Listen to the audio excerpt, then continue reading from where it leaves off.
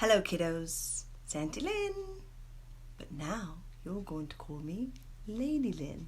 I like that name. I hope you do too. I also hope you like this accent. It sometimes just comes out. I can't really do anything about it, but I think it's cool, and I hope you do too. I also love all these sparkles.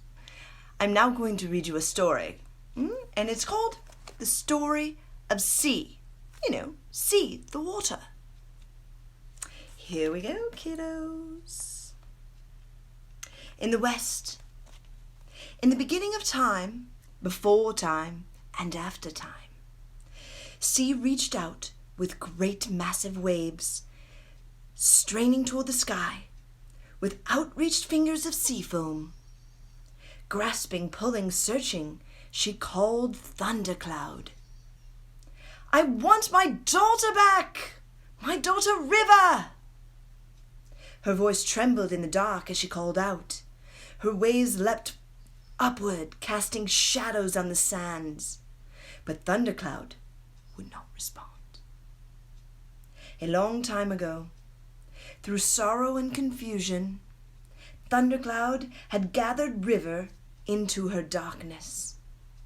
And now she stood very dark, very still, hiding River.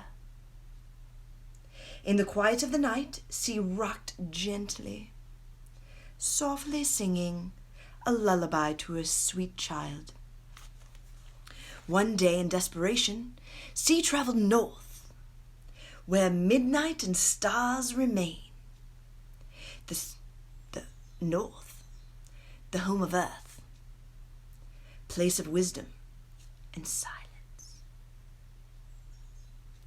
In the north, great mountains with great crevices came close, touching sea. Dark pines welcomed her, and she rolled towards the shore. With a broken heart, sea cried out to earth, Earth, oh earth, bring back my daughter River! Thundercloud stands still in the sky and holds her captive. Sea began to weep and weep. Earth heard sea's tears, and with her dark forest and tall mountains came close and held sea in her arms like a hug. She whispered, my powers are to hold and to be still. I am here to nurture you, to make you strong. I do not have the power to take back River from Thundercloud.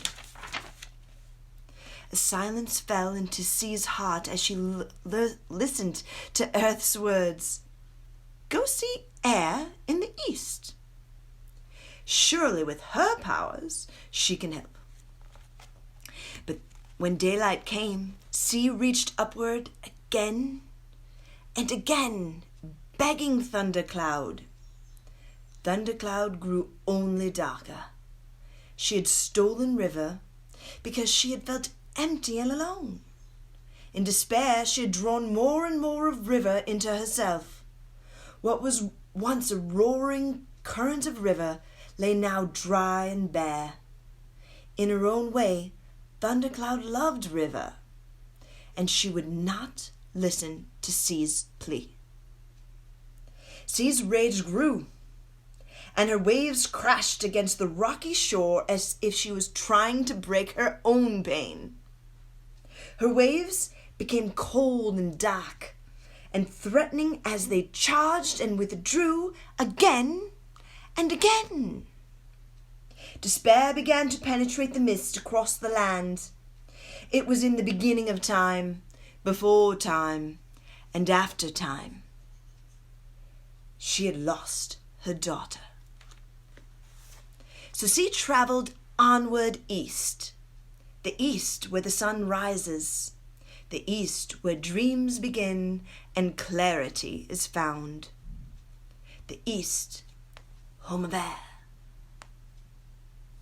As she approached east, she felt her massive waves lighten into ripples. As they rolled toward the morning shoreline, sun caps danced across her back, singing sweet notes of dream. Air stood waiting, dressed in wispy hues of dawn. Air, oh powerful air, Earth has sent me saying you can help with the great winds, with your great winds. My daughter River has been stolen by Thundercloud, who stands very dark and very still in the sky. She will not release her. Air listened carefully, blowing a gentle breeze around sea to calm her tormented waves. Kind of like a hug. She looked up at Thundercloud and then back to sea. She felt sea's pain and saw Thundercloud's ominous strength. She thought for a long while. Dear sea, I have great winds, this is true. I can blow Thundercloud away or bring her close, but I can't take River away from her. Go seek fire in the south. Maybe she can help. Sea turned towards the south, leaving behind the gentle breeze of east. Her currents flowed toward the great powers of the south. The south, where one finds midday and hot sun. The south, home of spirit, home of fire. As she arrived, she felt the warmth of fire's flames. She heard the crackling as they leapt in front of her. She felt her currents deep inside twirl and dance as she stood there in front of the spirit fire. The flames grew to amazing heights, sparkling in the sky, kind of like my hat, probably stronger than my hat.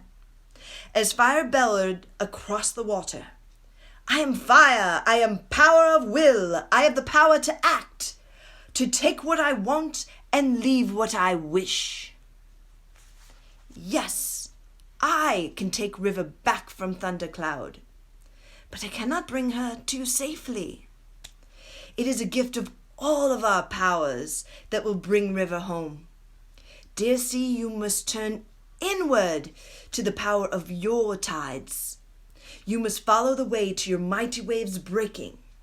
Thundercloud in her time will fill to her shape, and in time I will act as power, as fire.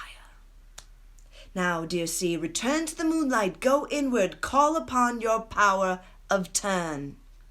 So sea, with massive waves, moved away into the darkness. She knew her time had come to turn inward and go deep.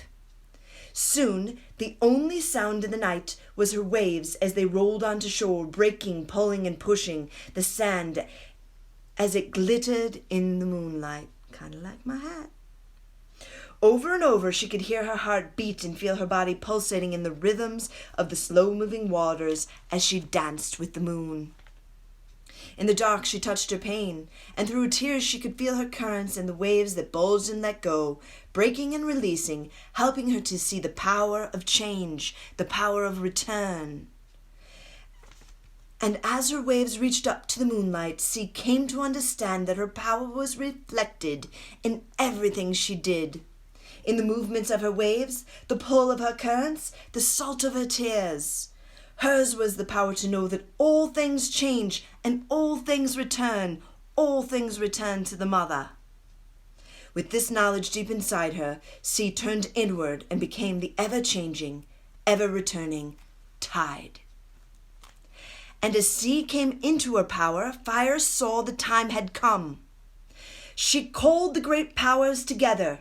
They all came close to sea as they watched fire become very silent. Sea watched intently as fire gathered all her power into one force, and only as fire can do, with a flash of a moment, change time with one powerful act.